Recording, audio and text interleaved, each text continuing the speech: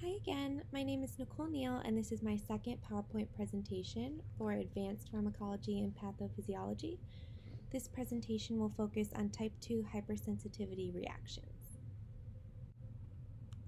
A type 2 hypersensitivity reaction is something called an immune-mediated response, which occurs by antibodies being directed against antigens in the cellular and extracellular matrix.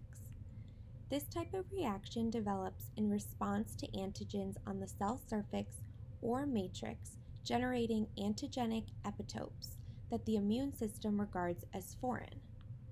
The most common cause for this includes medications such as penicillins, thiazides, cephalosporins, and methyldopa.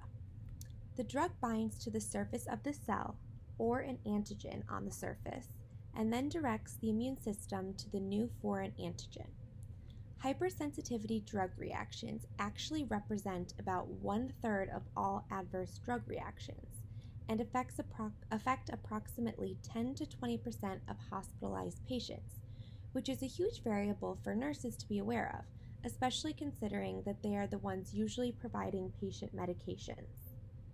Severe reactions could lead to mortality, yet well-designed epidemiological studies on hypersensitivity drug reactions are severely lacking, yet they're necessary to help create early preventable measures.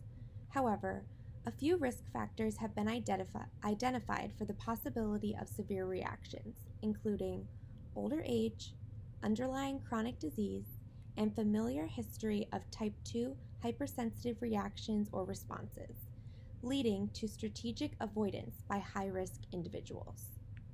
Although further research is needed regarding specific epidemiology, the final result of this reaction includes cellular destruction, the functional loss of cells, and/or damage to the tissues. An immune-mediated hypersensitivity reaction, otherwise known as IHR, is defined as an antibody-driven response in which occurs within 24 hours and are further classified into 3 types of hypersensitivity reactions. Those types are type 1, type 2, and type 3, and they involve IgE, IgM, and IgG antibodies. For the purpose of this lecture, we will be focusing on IgG and IgM antibodies because type 2 hypersensitivity reactions produce these types. Specifically, in response to a person's exposure to an inviting agent, autoantibodies of IgG and IgM are produced to the host cells. This is known as the sensitization phase, which promotes the next phase, effector phase, in which a series of pathogenic outcomes occur. These pathogenic outcomes are most broadly classified into 3 different types. Those types include cell depletion or destruction without inflammation, inflammation that is mediated by a receptor, and cellular dysfunction by antibodies. Now I'm going to go into further detail about each type of pathology. The process of cell depletion or destruction without inflammation occurs when antibodies can bind to the surface of the target cell, most specifically IgG antibodies, binding either to the respective Fc receptor on the surface of the macrophage or binding to the target cell and forming a complement component, C3b, which both act as an opsonin. An opsonin is a molecule that enhances the phagocytosis of any substance. So, to summarize, the opsonin works by binding to the receptors on the surface of macrophages, which activates the macrophage and causes phagocytosis of the target cell, or more simply put, depletion of the cell. Next, the process of inflammation mediated by complement, or Fc receptors, occurs by antibodies activating the complement pathway by binding to self-antigens. This results in the formation of complement components known as C3a and C5a, which cause the activation of neutrophils. Upon activation, neutrophils release enzymes that ultimately damage the tissue, resulting in this type of hypersensitivity response. The final type of pathology for this reaction is by cellular dysfunction by antibodies. In this type, autoantibodies bind to the receptors on target cells, which cause dysfunction.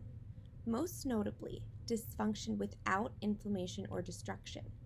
An example of this is what occurs with myasthenia gravis. For this disease process, autoantibodies that are directed against the acetylcholine receptor do not allow acetylcholine to bind to the receptor on the muscle, which leads to muscle weakness. The subjective data that occurs in the clinical manifestations of this reaction is varying related to the disease category of the patient being treated. The patient with type 2 hypersensitivity reactions may report repeated blood transfusions, blood group incompatibility, or a history of recent drug intake. The objective data a nurse may see when a patient is experiencing a type 2 hypersensitivity reaction is not much different than what a nurse would expect for a patient experiencing any type of drug allergy or allergic reaction. The patient will oftentimes experience the following: a skin rash, hives, itching, and swelling, along with respiratory symptoms such as shortness of breath and wheezing. However, it is important to note that the evaluation and subjective symptoms of this type of hypersensitivity reaction depends on the inciting factor.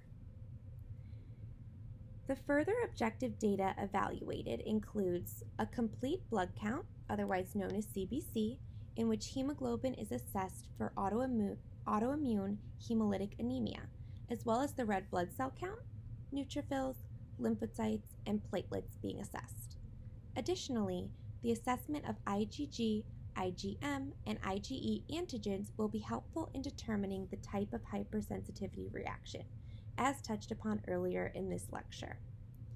The detection of certain autoantibodies can be assessed for in the systemic autoimmune diseases such as rheumatoid arthritis. The role of the advanced practice nurse in this situation revolves heavily around patient education to try to prevent a type 2 hypersensitivity reaction from occurring, or being able to manage it properly if it does. If a reaction does occur, close monitoring, collaboration, and communication is needed by all members of the healthcare team in order to provide efficient, patient-centered care aimed at improving outcomes and patient safety. Since this reaction can be mediated by drug allergies, it is the role of the advanced practice nurse to clarify and assess any prior, possible, or familial drug reactions. The role of the advanced practice Christian nurse is no different than the role of a Christian nurse in any situation.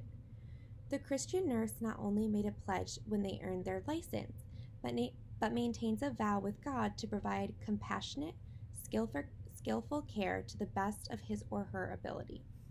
Taking the time and care to double-check allergies and provide mindful, detailed care is another way to serve God through our profession. This leads to the final slide of this presentation, which is the reference page.